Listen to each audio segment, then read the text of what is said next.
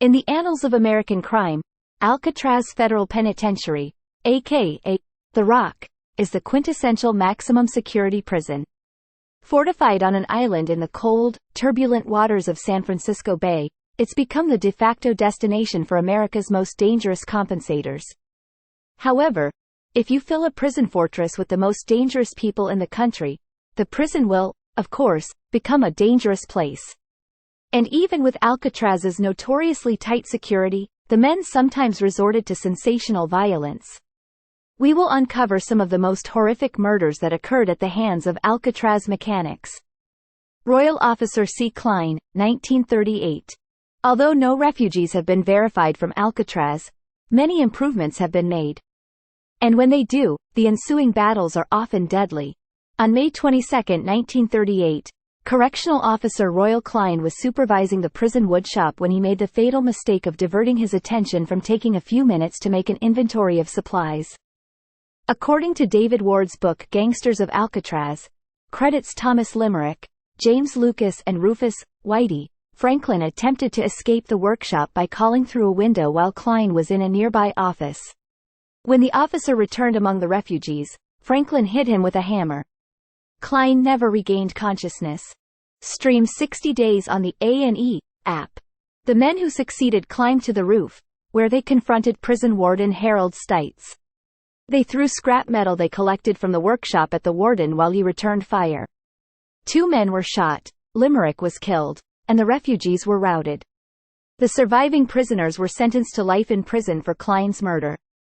Rufus McCain, born 1940. Like Klein's murder, Rufus McCain's murder stemmed from an attempt to escape from Alcatraz. However, while Klein was a keeper, McCain was a winner. He attempted to escape from Alcatraz with 2 other contractors on January 13, 1939. But like all escape attempts from Alcatraz, the prospect failed and one of his co-conspirators, Arthur Barker, was shot and killed by guards during the attempt. Less than a year later, another surviving escapee, Henri Young, stabbed McCain to death with a sharp spoon. He never explained his motives.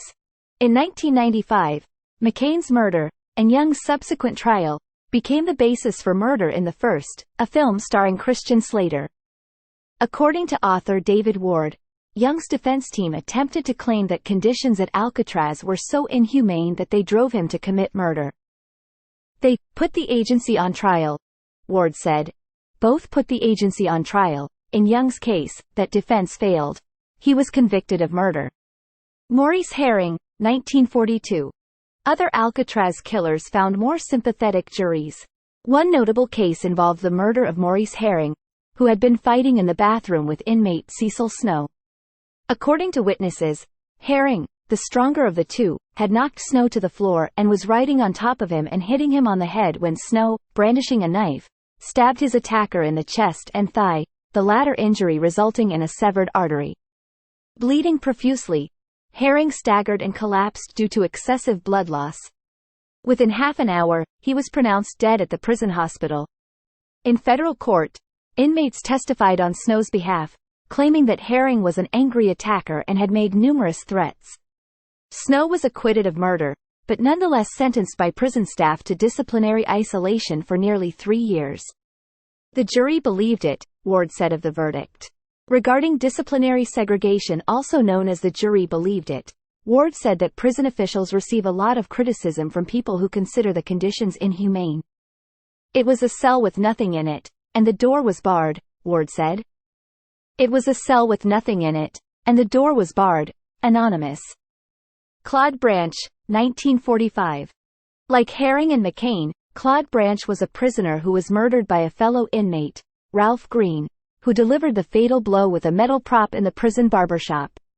Unlike the previously mentioned victims, Branch initially looked like he would survive, only succumbing to his injuries after 2 days.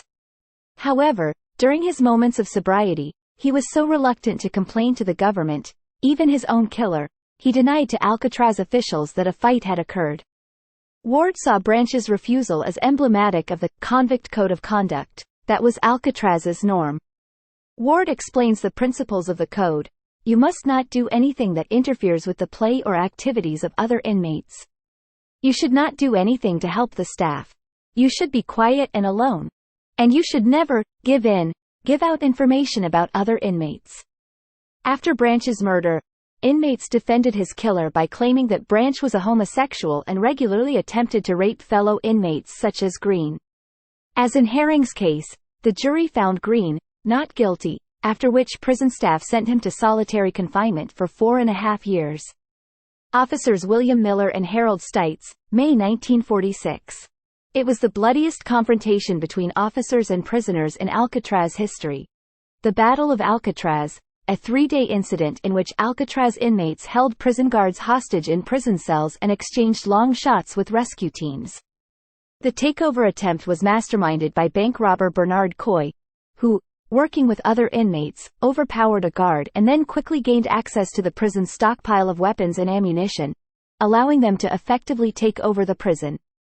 The plan, as originally designed, required using a key to get out of the cell block and onto the docks, where the prisoners would board a boat to San Francisco and be free. Officer Miller, who was being held hostage, hid the key from the prisoners in the holding cell toilet. Miller and several other prison guards were shot and tortured by inmates while chasing the key. Miller died from his injuries, but not before he managed to identify the killer as inmate Joseph Kretzer.